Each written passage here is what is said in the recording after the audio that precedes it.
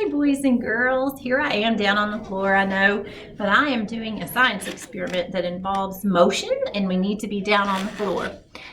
So the first thing I want you to do is get some paper so that you can take notes on this experiment with me. Don't feel like you have to do the whole experiment with me. When this is over, if you want to do it, you can.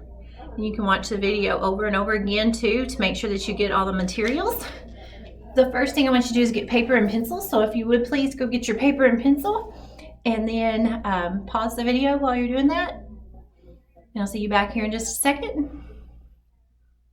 Okay, now with your paper and pencil, I want you to copy this paper right here called Predicting Patterns in Motion. That's what you want to label it at the top. Then we have the height of our books, which is also known as the slope. Okay. And then the next column is called time 1. And then the column after that is time 2, because we're going to do 2 different times. We're going to measure how long it takes the marble to roll and hit the wall. And then we need a prediction column as well, because you're going to make a prediction before we do this. And then underneath the height of slope and books right there, we're going to start with 1 book high is going to be the height of our first slope. Then our second slope is going to be 2 books high. And then our third one that we're going to do 2 times on, our slope will be 3 books high. So I'll give you just a minute to write all of this down. Okay, this is going to be fun. I love motion. I hope you do too.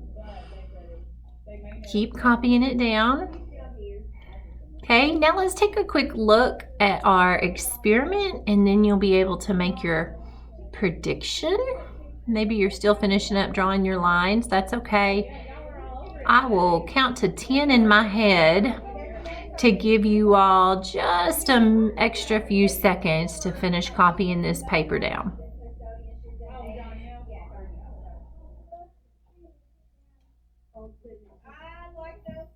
All right.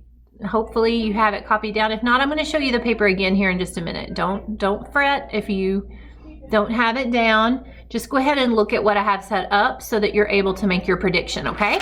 So right here, I'm going to use science books, and I'm going to use 3 of the same science books so that I always increase it the same height, okay? And I have a paper towel roll, but you don't have to use the paper towel roll. You could use anything flat for the marble to roll down. What is important is that you make sure that the book and the paper towel roll are always in the same spot, because when you're doing an experiment, you can bump. So it's nice to have like a little piece of tape. Your tape does not have to be purple. Mine's purple because I teach in Lyon County. So I'm going to put that tape right there at the edge of the book so that if I bump my book, I know exactly right here where the tape is to put it back at that edge. Okay? And then I've got my paper towel roll right on one of the lines so I know not to move it. And I have my paper towel roll taped down so it doesn't get bumped or moved, so that we can keep the only variable is the thing that changes in an experiment. The only variable, the only thing that's changing is going to be the height of the slope. How many books high is our slope, our ramp that the marble's gonna go down. Okay, we're gonna use a timer. Now you may not have a fancy timer like I do. You can guess, oh, and that one is set on something different, it's keeping time. Let's see if I can find one that's, here we go. You can guess that I have lots of timers since I am a soccer coach, because I've got to time how fast they can run the 100 yards and how quick they can go down the field and how quick they can back up and get back into position and all of that. But if you don't have that timer like that, don't fret, because everybody's cell phone has a timer on it. Okay, I'm using marbles, okay, for my experiment. But you could use a car. Anything that rolls for this will work. You do need a wall for it to stop on. So I'll push start when I let my marble go down the ramp. When I let go, I'll push start, and I'll push stop when the marble hits the wall. Okay? So let's look at this again. And you notice you have that prediction column. Okay? So in the prediction column, we're going to be measuring our measurement today. Our unit of measurement is going to be seconds. Okay, we're not measuring length. We're not measuring how long how far the marble travels. We're measuring how quickly the marble travels. So here in the prediction column, write down how many seconds you think it's going to take the marble to go, and it's going to travel 2 feet. It's exactly 2 feet from the end of the, from here to the wall. When it's 1 book high, 2 books high, and 3 books high. You know the time will have to change because the slope is going to change. But what I want you to make a prediction about, and your prediction, it can be totally wrong. That is fine. It doesn't matter, as long as by the end of this experiment we have the right times here and we understand why one slope might be faster and one slope might be slower. So write your prediction down for what you think the time's going to be for 1 book.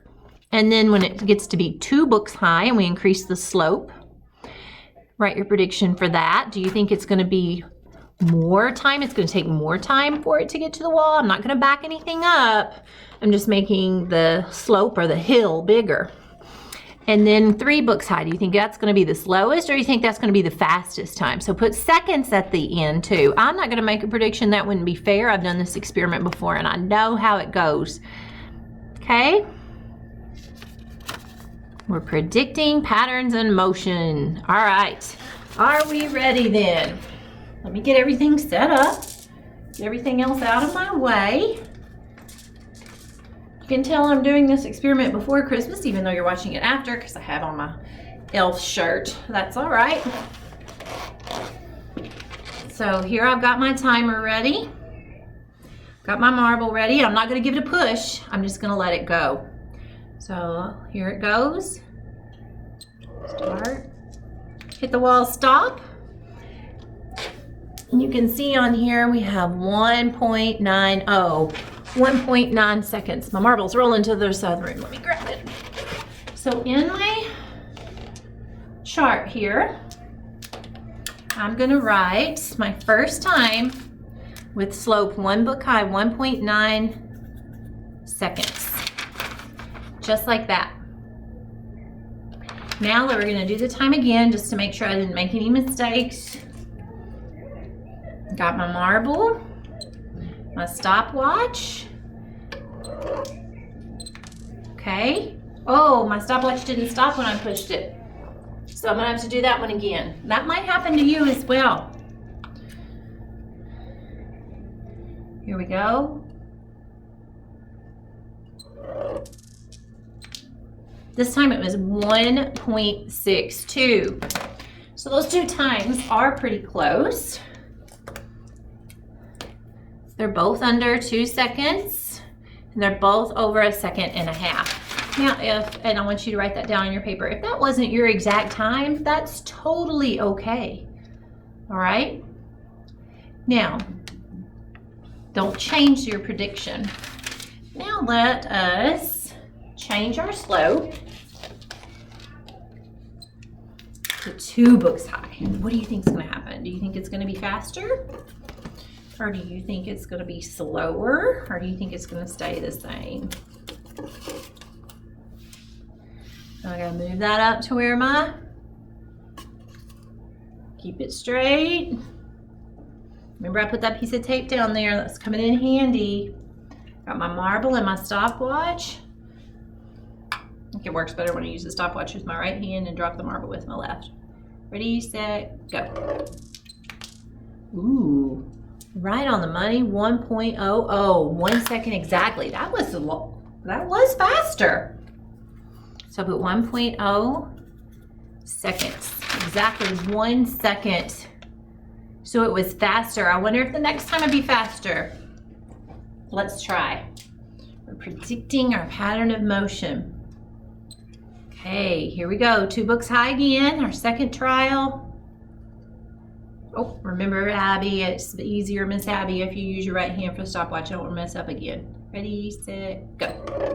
Ah, my finger hit it twice. I gotta do it again. Here we go. Ready, set, go. 1.03. My marble is rolling all the way to the other side of the room. Okay, so if your prediction showed that the slope, when the slope increased and got steeper, was going to be faster than your predictions, even though they might not be the right time, that's good. Okay? Now we got to increase it and make our slope even more steep, like a hill. And we're going to add a third book, 3 books high. Notice I'm not untaping, leaving that stuff there. Ooh, that's a steep slope. Do you think it's going to get even faster now? I think so too. I think I'm able to predict motion. This is the steepest slope we're doing on this experiment. Okay, so I'm going to drop it, and I hope I'm fast enough. I'm not going to look at you all while I'm doing it. I got to watch the marble. Here we go. Go.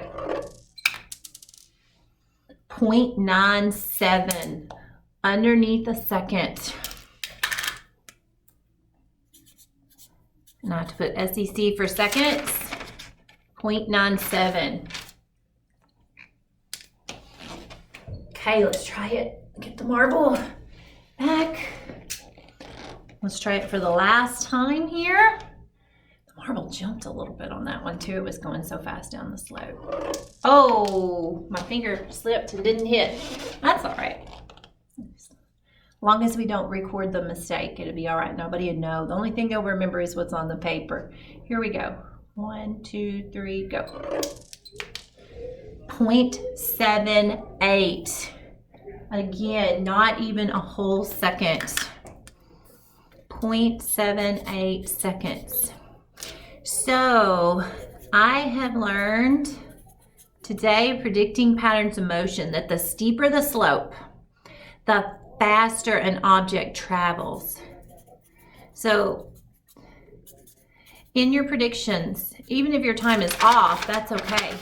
If you had the slowest time being 1 book high and the fastest time in your prediction being 3 books high, then guess what? You were predicting motion correctly already. And if you didn't, if you had it the opposite way, that's okay too. Because now you know that the steeper the slope, the faster it brings the object, makes the object travel. Okay? The faster the object travels, steeper the slope, the faster the object travels. Think about it this way when you're sledding. Okay? When you're sledding, do you like to go down a low hill or a very steep hill? Now, me personally, I like the steep hill because I like to go really fast. But if you're somebody that doesn't like to go fast, you probably like the hill that's not so steep. So you've known all along from that the steeper the slope, the faster it makes the object travel. Boys and girls, I hope you enjoy science. I got down on the floor with you today to do this experiment. And remember, you don't have to have 3 science books. You don't have to have a paper towel roll. You don't have to have a timer, and you don't have to have a marble. You can use other things, other books. You can use a phone as a timer. You can use anything you could use a notebook as a ramp. Okay? But if you'd like to try this experiment, let me know that you did. Send me a picture on Dojo or something. I love you very much, and I hope you enjoyed science today. Goodbye.